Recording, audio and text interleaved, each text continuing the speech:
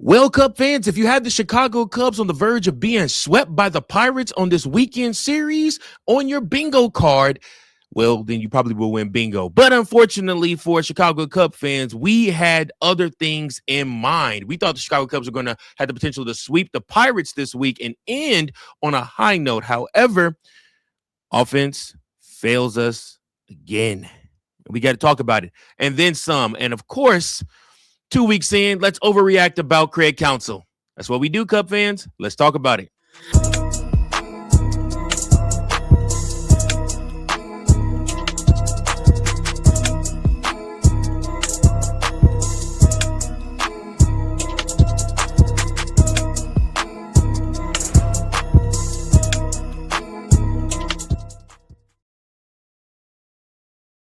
Welcome in, everybody, to another episode of Chicago Cubs Central, your number one spot for all things Chicago Cubs. I'm your host, Mike Jones. Thanks so much for tuning in, guys, to this episode. Hey, do me a favor. If you guys have not already, go ahead and hit that. Find us on Facebook, Chicago Cubs Central Facebook group.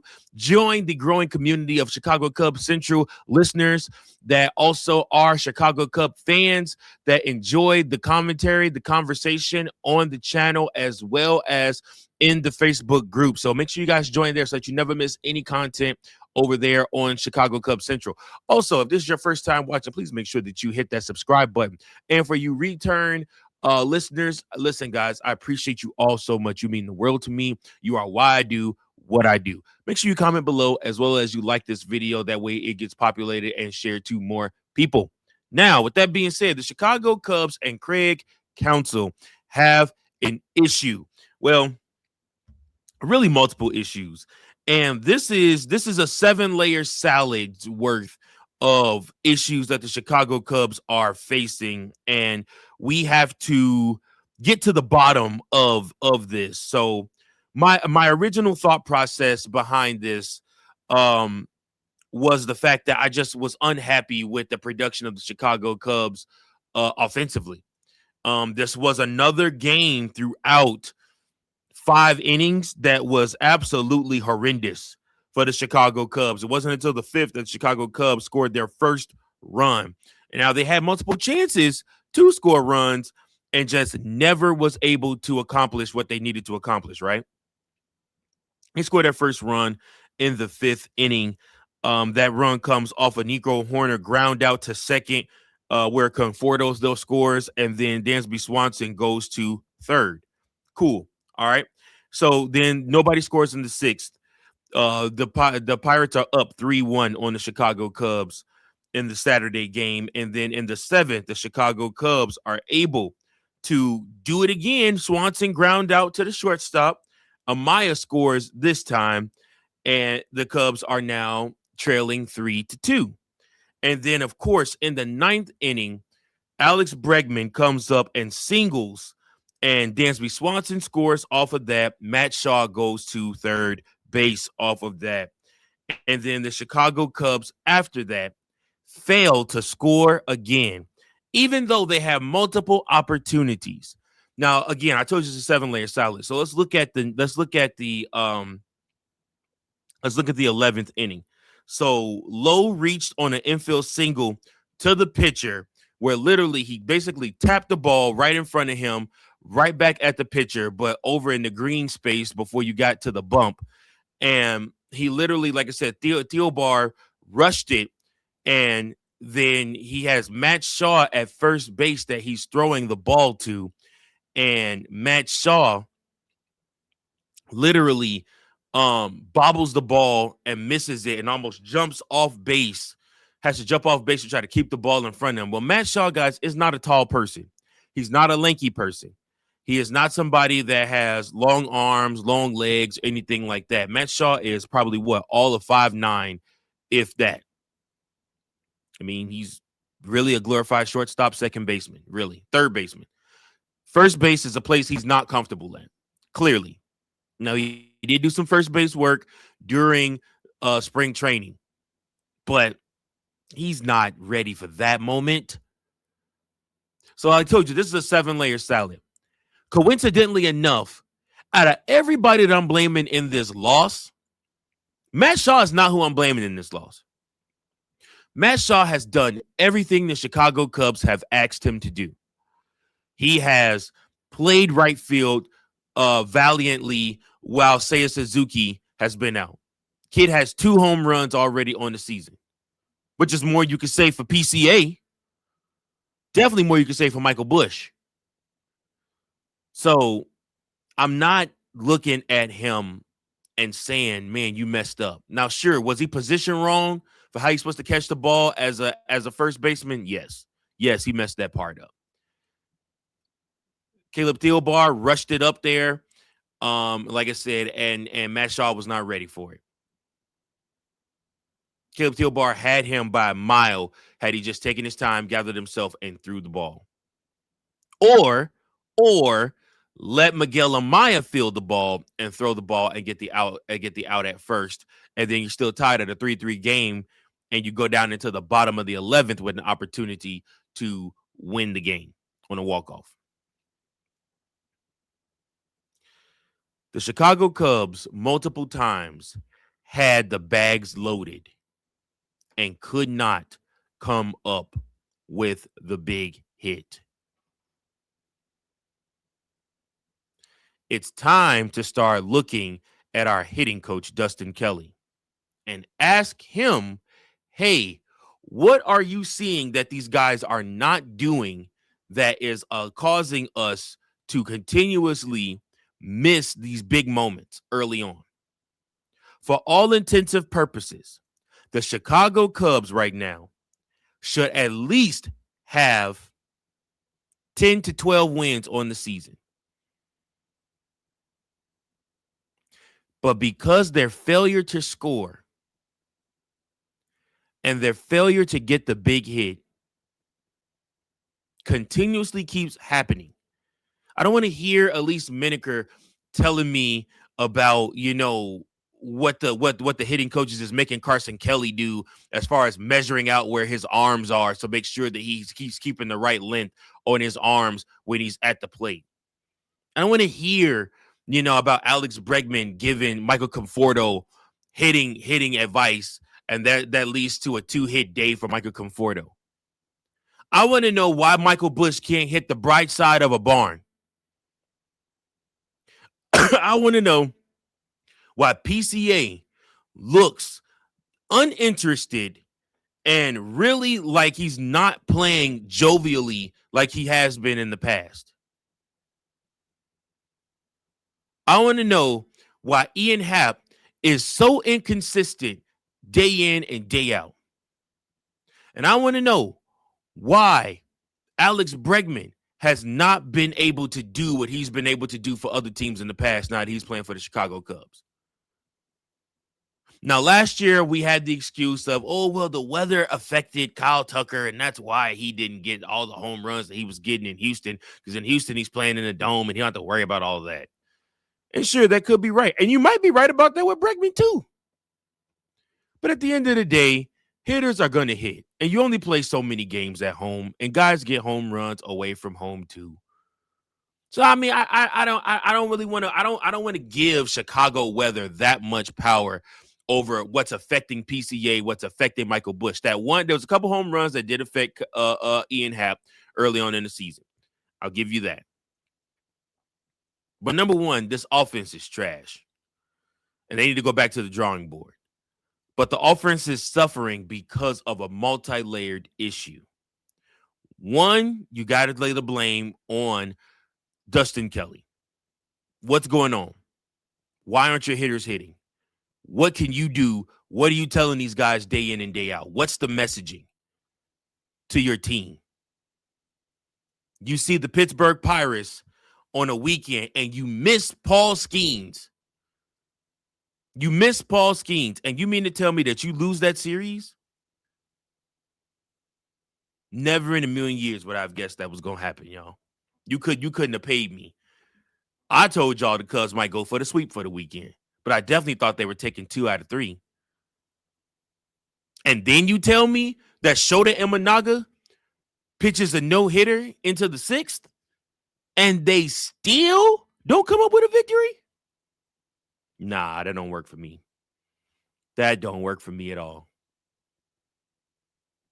You mean to tell me that the next game you battle all the way back, down 3-0 to tie it up 3-3, and you can't walk that off, even though you had the bags loaded? Quentin Berry, why you not sending the guys at third? Why aren't you being aggressive? I don't know, man. I don't know. If you're going to talk to coaching staff, then you got to talk Craig Counsell. Craig, what's your messaging? What are you telling this team? What are you telling your coaches to tell this team? Because your interviews to the press suck. They are not good. There is no insight there. There is nothing there that says I am actively trying to fix these issues that we have. Everything is, it's tough. It's tough. It's just tough. It's unfortunate. We're going to figure it out, though. The hits are going to come. They're going to come. And Craig, yes, you may be right. The hits are going to come. But at what expense do we have to keep continuously going through the same thing? And this is where it becomes organizational, an organizational issue. What are we not doing as an organization that the Brewers, the Dodgers, the Mets, and other teams like that, the Padres, all these teams where we're getting ready to face the rest of this month, what are we not doing? What are we not preaching as an organization that they're preaching? Where even when times are tough, somehow these guys pull out a victory.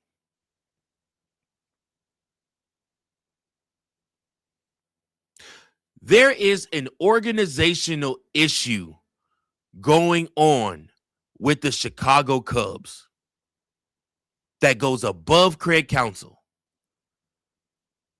that maybe even might be going above the head of Jed Hoyer.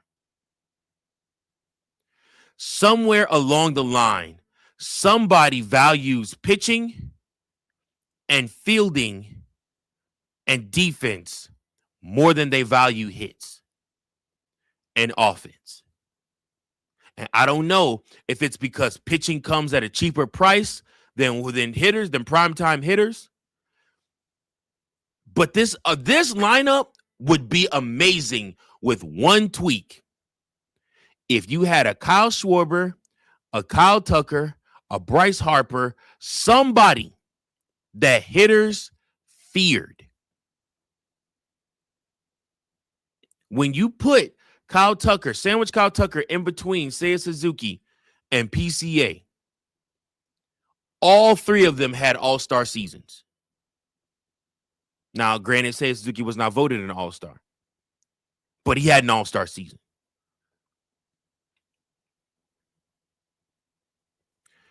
You look at this and you say to yourself, this is an organizational problem. Something is wrong within the organization. They are missing something. All these data labs, all these analytics that are telling them, hey, this is the key antidote to win a championship. They're lying to you. Because my eye test watch guys go up there and absolutely stink up the joint.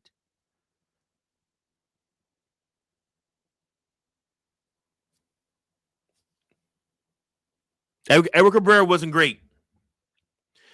He did himself no favors. We already know that the rest of his career is going to be marred by the success that Owen Casey has.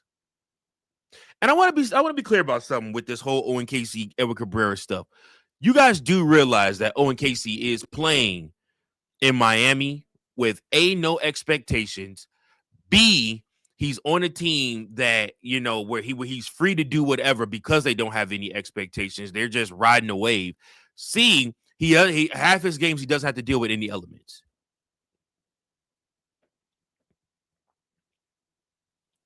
And the teams he's faced has kind of been booty for the most part. So let's calm our nerves here on the whole Edward Cabrera, Owen Casey debate. But I think Owen Casey would thrive even in the Chicago Cubs lineup. So I don't know, man. I don't know, y'all. I think that the Chicago Cubs, no matter what happens this season, whether they get it right or whether they don't get it right, we have to figure out organizationally why we keep running back the same issue every single season. Every single season. It's been the same way. Y'all, it's literally been the same problem. The Chicago Cubs have had the same exact problem since they won the World Championship in 2016. It's offense. They cannot drum up enough offense. It didn't matter if you had Anthony Rizzo. It didn't matter if you had Chris Bryant. It didn't matter if you had Javi Baez.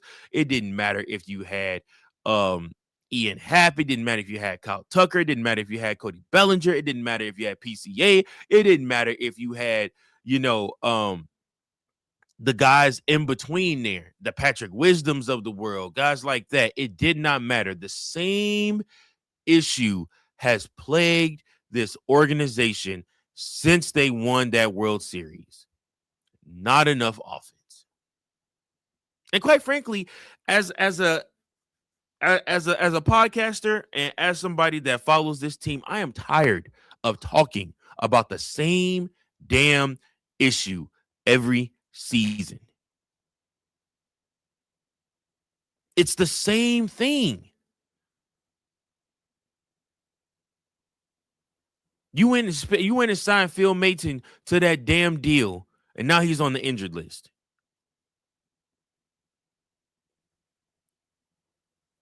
I still like Caleb Teobar. Even though he's 1-2 on the season right now, I still like Caleb Teobar. And I think whatever's going on with him, he'll come out of it. He made a boneheaded move right there, but he never should have had to been in the game. The Cubs offense should have pushed across the winning run in the 10th inning. It never should have even had to go that far.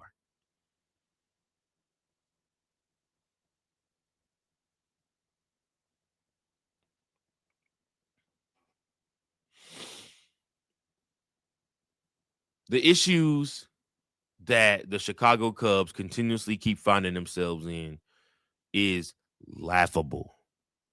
Other organizations are laughing at us.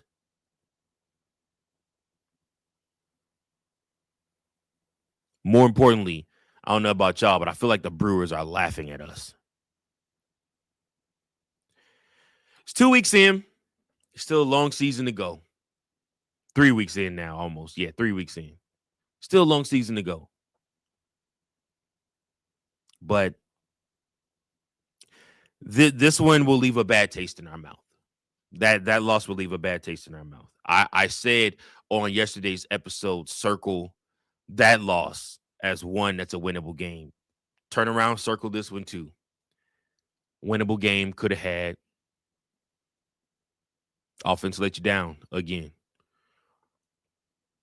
Remember these when you're a wild card team, or remember these when you're sitting at home at the end of the season, not playing in the postseason. Chicago Cubs will face off against the Pittsburgh Pirates one last time in this series. Bubba Chandler, who hits 100 on the gun, who is 0-1 with a 3.12 ERA, is going to go up against Jameson Taillon, who is 0-1 with a 2.53 ERA. We'll see what happens.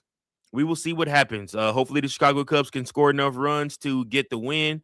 But at this point, it wouldn't shock me if they got swept. It would not shock me at all. We'll see, man. We'll see what happens because we got the Phillies after that, man. So the Phillies aren't playing their best baseball right now either. So that's your saving grace there, although they did pick up a victory on Saturday. So we'll see what happens, man. It's going to get very interesting here. It's about to get very real for the Chicago Cubs over the next 3 weeks. They do not have an easy game the next 3 weeks.